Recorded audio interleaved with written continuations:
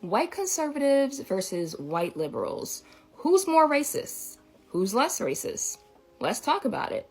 Now, I know that white liberals think that they're better than white conservatives, and white conservatives think that they're better than white liberals. And if you ask any white person, for the most part, if they're racist, their response is probably going to be, of course I'm not racist. I'm a good person. I can't be racist. I'm a good person, right? So we need to kind of grow beyond this conversation, all right? And I want to give you a question to think about that goes way beyond whether you believe that you're racist or whether or not white conservatives are more racist than white liberals or vice versa. Let's move beyond that. Here's the question that you really need to be asking yourself, okay? And the question is, am I a safe person for Black people? Are you a safe person for Black people? Now, don't just go on ahead and say, yes, I am. Of course I am. No, there's some criteria that you need to meet in order to be considered a safe person for Black people. So I'll give you a few that you can think about and reflect on today. And by the way, we're the ones that determine whether or not you're a safe person for Black people or not you. Okay, here we go. If you're a safe person for Black people, number one, you see color. You see color, because seeing color means that you see how our identity impacts the way that we're treated in our society, the issues and challenges that we're facing that you are not facing, right? Seeing color is recognizing our culture and our heritage and our background. And you have to be able to see it in order to celebrate it and respect it and appreciate it, right? So a person who's safe for us is a person that sees color. Number two, a white person who is safe for Black people is fully aware, fully recognizes, and fully understands the impact of white supremacy culture in our society and how it affects us. That's someone who's safe. They're fully aware of it. They're not denying it. They're not saying that, oh, you're just being dramatic, or you're just making it up, or you're just complaining, or if you just stop talking about racism, it'll stop happening. There's no such thing as white supremacy. You're not safe. If you're saying that stuff, you're not safe.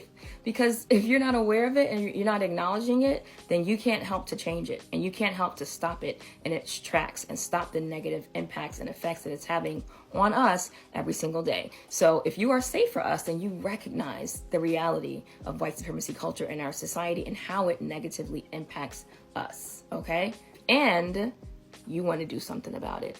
So you're not just aware, because frankly, lots of people are aware of it and they don't care.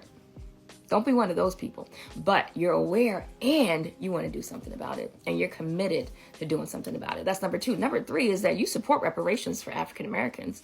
That's a no-brainer. Of course you support reparations if you're safe. Because being safe for us means that you care about us.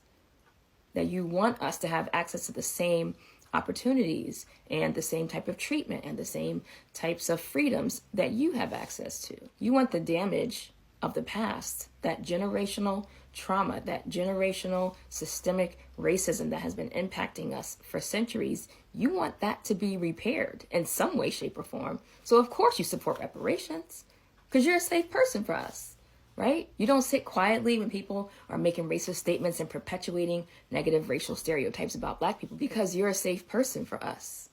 So you see, there's some criteria that you have to meet in order to be someone who is called a safe person for Black people. So how'd you do?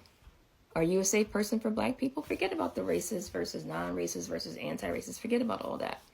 Are you safe for us? Do you vote for people who want to ban books that have the facts about our history, the facts about American history, that are banning books by Black authors, who are trying to remove diversity, equity, and inclusion from our institutions, who are trying to ban companies and organizations and foundations who are trying to create equity for Black people, like the Fearless Fund?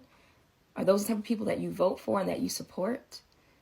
Do you think we should just shut up and stop talking about racism because talking about it is just creating more racism, when in fact, talking about the problem is not the problem is the problem? See, do you want to be a safe person for Black people, or do you want to be one of those people who are an active part of the problem, who are on the wrong side of history and who are just making things worse? You have to decide today. The choice is yours. Now, if you're ready to become an active part of the solution instead of being a passive part of the problem, invest in anti-racism education. That's where you start. You can go down, link in my profile, and get to work.